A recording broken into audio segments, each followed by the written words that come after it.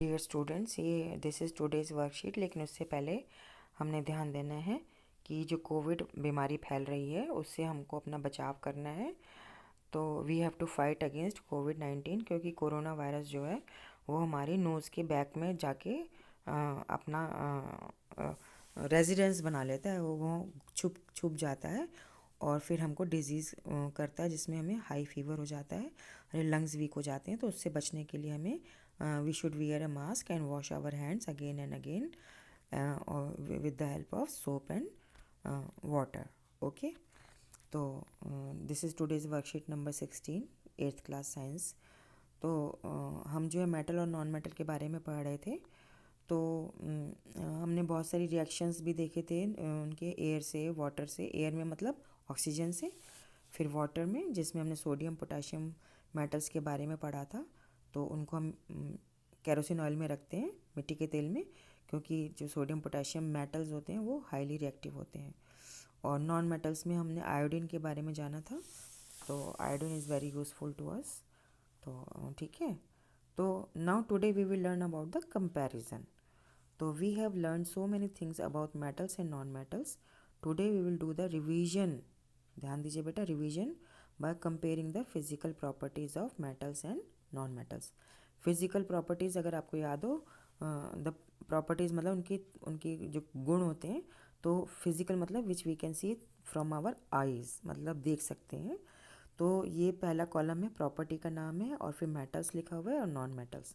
तो जब भी हम कंपैरिजन करते हैं तो हम एक पॉइंट लेंगे अपीयरेंस, और वो दोनों के बारे में बताएंगे। तो मेटल्स में लिखेंगे शाइनी और लश्चरस। ठीक है, तो लश्चरस शब्द आपने यूज़ करना है। और नॉन मेटल में आ जाएगा दे आर डल। डल मतलब धुंधले से होते हैं, गंदे से लगते हैं, उनमें कोई शाइन नहीं होती।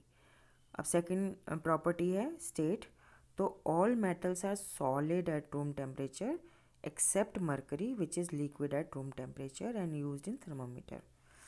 जबकि these exist in all the three states, solid, liquid and gas. तो नॉन मेटल्स आपको गैस जैसे ऑक्सीजन हो गया, लिक्विड जैसे आपका ब्रोमीन हो गया, और सॉलिड मतलब जैसे आयोडीन हो गया। तो लेकिन जो सारे मेटल्स हैं वो सॉलिड ही होते हैं, उनमें शाइन होती है। सिर्फ एक मरकरी है जिसमें शाइन तो है लेकिन वो सॉलिड नहीं है। तो एक्सेप्शन है मरकरी।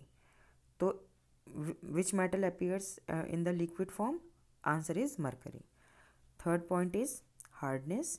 जो मेटल्स होते हैं they are very hard except sodium and potassium and lead, because these can be easily cut by knife. चाकू से आराम से काट सकते हैं जैसे आप आलू काटते हैं।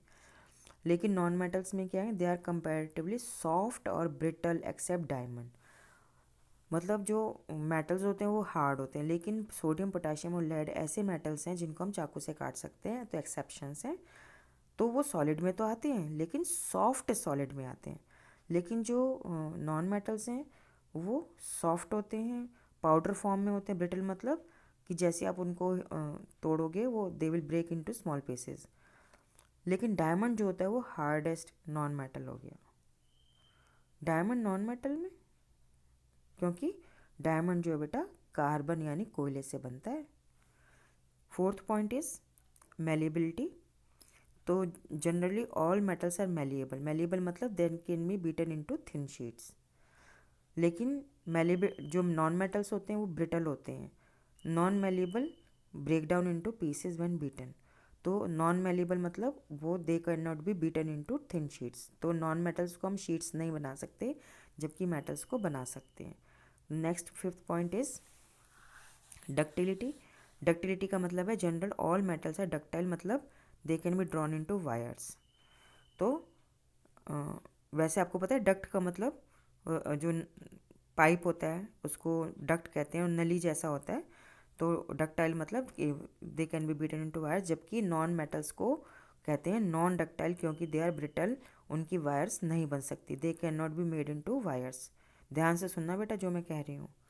कंडक्टिविटी का मतलब होता है अपने अंदर से क्या जाने देते हैं।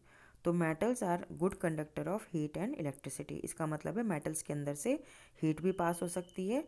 जैसे आप बर्तनों में खाना बनाते हैं तो जो हीट है वो बर्तन से, यूटेंसिल से फूड के अंदर जाती है। इलेक्ट्रिसिटी कैन बी पास, क्योंकि इलेक्ट्रिसिटी आपके घर के तारों में, वायर्स में आती है, जो कि कॉपर के बने होते हैं। Copper is a metal.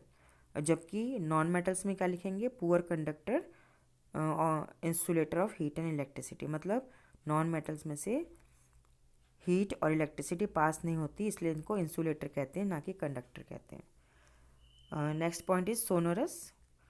तो these are sonorous.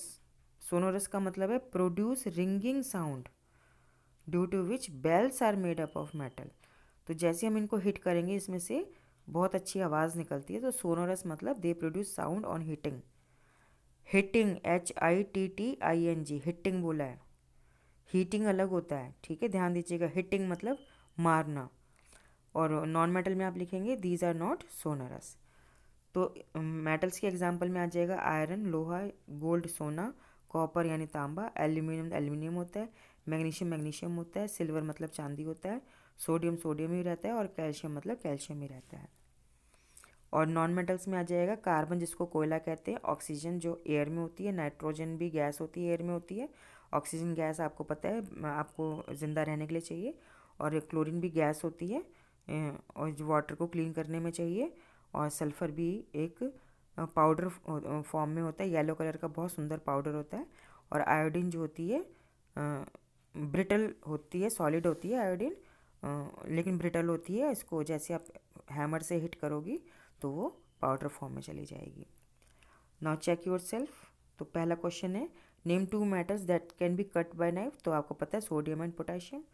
Question 2 is why bells in a temple are made up of metal. तो आप इसमें लिख देंगे कि these are sonorous, they produce ringing sound, ठीक है। Third question is name 4 metals and non metals found in your surrounding. तो अपने आसपास से 4 मेटल्स में आप आज लिख देंगे आयरन, गोल्ड, कॉपर और सिल्वर, क्योंकि आयरन लोहा होता है, गोल्ड के मम्मी के गहने होते हैं, कॉपर की वायर होती है जिसमें इलेक्ट्रिसिटी आती है, और सिल्वर के भी मम्मी के बिछुए वगैरह होते हैं, ठीक है ना। अपनी सराउंडिंग मतलब अपने आसपास से लिखने हैं।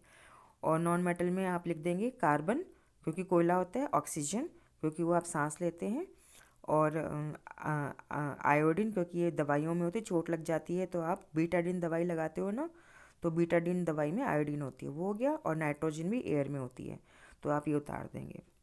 Fourth question is differentiate between metal and non metals. तो बेटा differentiate between non metals and metals में आपको ये पूरी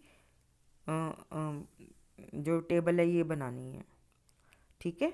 फिफ्थ क्वेश्चन है name 1 metal that is liquid at room temperature. तो इसका आंसर है सिर्फ मरकरी, ठीक है बेटा। फोर्थ क्वेश्चन में ध्यान देंगे कि ये पूरी टेबल ऐसी की ऐसी बनानी है, सारे पॉइंट लिखते हुए, ठीक है।